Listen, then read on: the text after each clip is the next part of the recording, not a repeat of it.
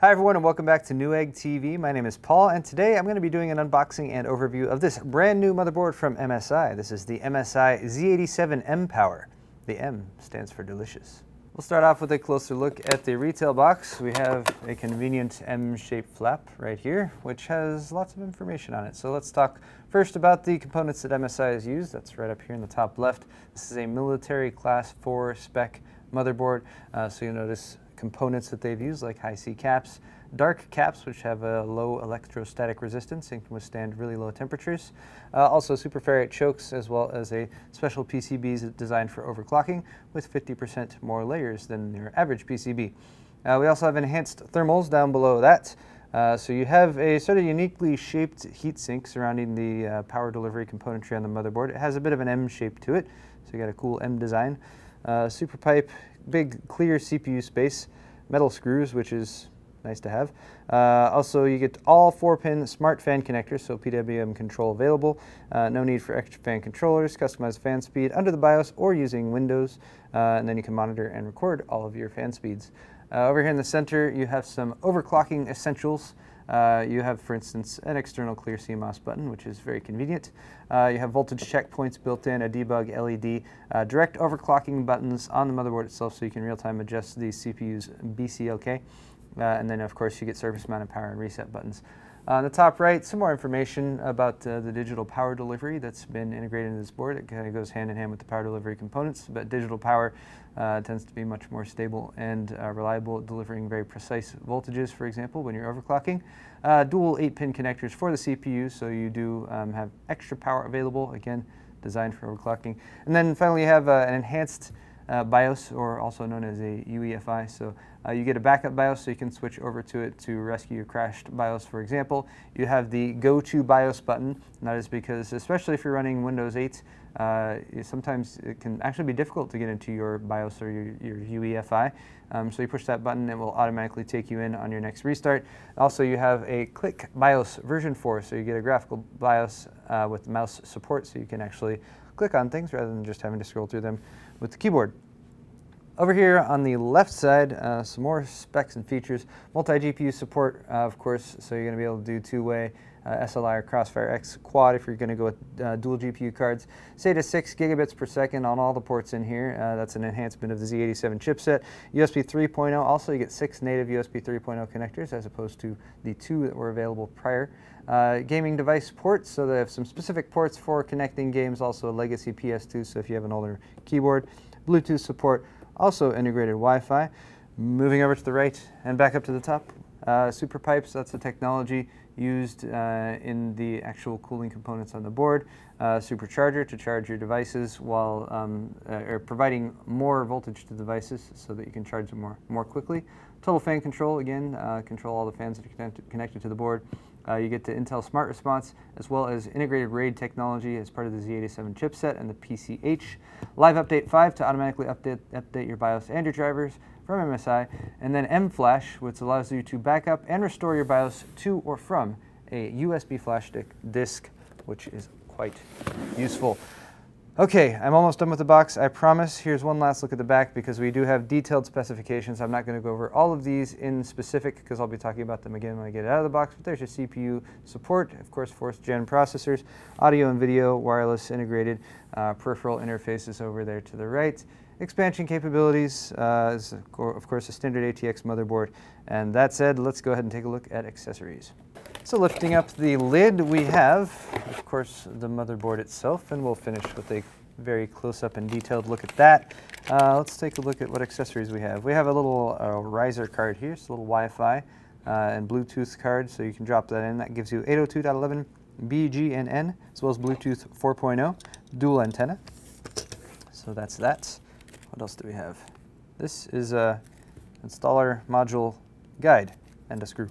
So you can attach that Wi-Fi module to your motherboard, and it's nice that it drops on and doesn't actually take up a PCI slot. All right, so here's some documentation as well as your manuals. And what do we have here? This is overclocking motherboard drivers and utilities. Ah, I see, and then this one is for your LAN or your Wi-Fi card. So chances are you're going to have updated versions at least of the drivers available from the MSI website, but it's always best to go and download those, get the updated versions rather than using the ones on the disk. But they are there in case you need them in a pinch. Quick installation guide, so that's kind of a more generic guide for installing a motherboard. If you're not familiar with that, you do get a case badge, a quite sizable one, Gaming G-Series case badge from MSI. You also have these are the M connectors, so these are just for USB. If you happen to have a case with the loose little USB cables, or actually no, these are for your front panel connectors. I apologize. Front panel connectors, so you plug your front panel connectors from your case into those little blocks, plug the blocks into your motherboards. It's handy. V-check cables, so we've got little extensions here for your voltage read points. So you can plug those in to give yourself a bit easier time connecting to them. We have a door hanger, so you can have a busy breaking world records note for folks who might try to come who are out buying LN2. I kind of like that. Next up we have an overclocking motherboard's Z87 MPower user's guide. So this is going to be your primary motherboard manual, and it's going to have important information such as a layout of the motherboard, such as a list of all of the componentry that is installed, and I'll be sharing some of that with you as well. Also a separate user guide for the software and applications that are included. So let's see what this is covering. It's covering your command center application. So basically the in operating system tools that you might have for overclocking and that sort of thing. Once you install them off the disks, of course. Or once you download the updated versions from the internet, I should say. Here are your serial ATA connectors. You get a total of 6. They're all going to be SATA revision 1, 2, and 3 compatible, so don't worry if you're plugging them into an older mechanical hard drive. If you're plugging them into a brand new state-of-the-art SSD, they'll work, whatever you do. They got the little clasps on the end. You have a total of, looks like 3, no, I'm sorry. Every single one of these has 90 degree brackets, or 90-degree angled plug on one end and a straight plug on the other. So there are your serial ATA cables. Here's your input-output shield. I might as well take this out of the baggie to give you guys a closer look. Input-output shield, which is sticking with the black and yellow color scheme of the motherboard itself. So as you can see, you got some text labels on there indicating what's what. And yeah, make sure you install that before you install your motherboard, because that's one of the really annoying mistakes that you might do while you're doing a system build. Not that I've ever done that in the past, of course. Maybe once or twice. Okay, finally, these are the rest of the accessories for the included Wi-Fi module. So you get the little connectors here that you connect to the back of the module, and then you get 2 antennae that you can adjust however you'd like, and you can position those wherever you feel might be most appropriate, or you can do some trial and error to make sure that you're getting a nice solid connection to your Wi-Fi router. Also a separate antenna cable installation guide. And now a closer look at the Z87 MPower. As you can see, MSI has gone with a black and yellow color scheme for this board. You've got some pretty distinctive heat sinks up here for the power delivery, as well as over the Z87 chipset. Apart from that, most of the componentry is black. Let me flip around to the back here really quick so you can take a look at the PCB itself. It is a flat black PCB, and you do have, again, those metal screws. That's what they were talking about when they were referring to metal screws, is that you actually have Phillips head screws mounting all the hardware on here. So if you do need to remove your any of those heatsink components in the future, you can get at those without too much trouble. Now I wanted to point out the fan connector points, since that was also pointed out by MSI. You get a total of 5. They are all 4-pin PWM capable. So you got a couple CPU fans up here, CPU fan 1 and CPU fan 2 up here in the upper right. Actually here just above the PCI slots you have a third, so that's a system fan header, and then you get another system fan header just to the right of the DDR3 slots, and then one more system fan header down in the lower right. Speaking of the lower right, that's where we're going to begin to take an extreme close-up look at this motherboard, so I can go over as much of the componentry as I possibly can. So we'll start off down here. You got your front panel connectors, so those are going to go along with your M connectors if you do want to use those. Next to that, of course, you have the system fan, as well as an LED pinout connector right there. Here are your USB connectors, so you have 3 of those. Each one's going to support 2 USB 2.0 ports, and you will notice the red one right there, and that is going to feature the increased current in order to charge your devices more quickly. You also have a this is a trusted platform module header right there. This is your fast boot, or actually you push that to boot directly into the UEFI. You also have the OC switch right there. That's right next to quite a few of the overclocking onboard buttons. So you notice you have the one-click OC Genie option right there, so you can do that for a quick and easy overclock from MSI. You also have the plus and minus buttons. Those are going to manually increase or decrease your BCLK. And then finally you have your surface-mounted power and reset buttons. Finally, to the left of that, you see the audio front panel connector. So for HD audio, you'll want to connect that from the front of your case. You also might notice down here, it's kind of difficult to see, but they actually have a layout that shows you the different levels that have been built into the PCB. So the actual thickness of the PCB, there's different layers going through. So that's just sort of an example of one of the things that was on the box. You also might notice this little line going up right here. That's a trace, or that's sort of providing some separation from some of the componentry on board. So you'll notice the Audio Boost EMI shield right there. That's over your audio codec chip. Speaking of which, that's the Realtek ALC 1150 for 7.1 channel audio. So that, as well as your audio componentry right there, giving a little bit of separation from the rest of the motherboard, again, to reduce noise or anything else bleeding over from the other components that might be plugged in. Next to that, you have all of your PCI slots. So you'll notice that you have a total of, well, 7, I'm sorry, 7. You get 1, 2, 3, 4 that are X1 slots right there. And then you're also going to have some full-length X16 slots, and these are actually wired for X16, X8, and X8. Now, since you have 16 total PCI Express lanes coming from your, I almost said Ivy Bridge, your Haswell 4th generation Intel Core processor, you will note that these are going to behave in different ways when you actually have devices connected to them. So for example, if you're running a single card, this top slot, it's going to be running at X16. These will both run at X0.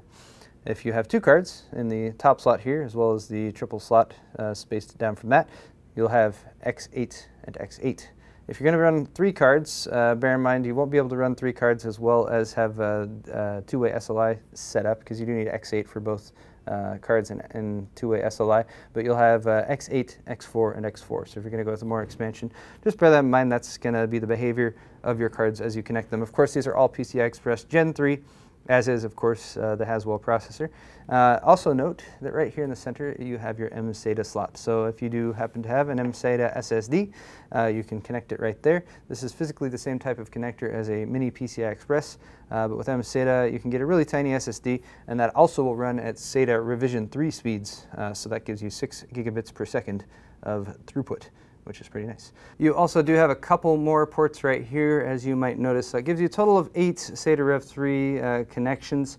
Bear in mind, these are a separate chip that's an add-on ASMedia ASM1074 chip. So these are going to be for extra storage. I'd recommend these if you're going to give a storage drive, or possibly even connecting an optical drive or something like that. Since it's an add-on chip, you'll have a little bit more latency with those, but you'll still get SATA Rev 3 connection speeds. These are going to be your best bet for connecting, say, your boot SSD, or connecting a high-speed hard drive or something like that. But that's sort of a quick rundown. You also have a USB 3.0 connector right there, 20 pins, so you can connect that for a couple front panel USB 3.0 ports.